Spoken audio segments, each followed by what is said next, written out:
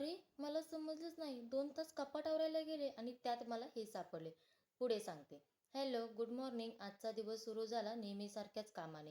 हे काम तर रोजच असतं, पण तरीही दिवसाची सुरुवात ह्यानेच होत असते. एक काम संपत नाही तर दुसरं तयारच असतं. काम करत करत सकाळ कधी निघून जाते तेही कळत नाही.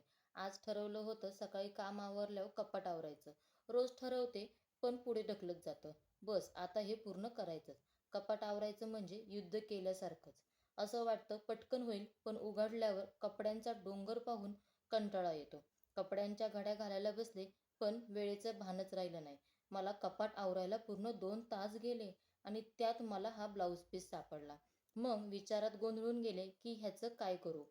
मग अचानक डोक्यात एक भन्नाट आयडिया आली, ह्याच्यावर पेंटिंग करावी. पण आज उशीर झाला आहे, त्यामुळे उद्याच्या व्लॉगमध्ये नक्की दाखवते की मी कोणती डिझाईन करणार आहे. असा होता माझा आजचा दिवस. हो, पुढचा व्लॉग बघायला विसरू नका. बाय.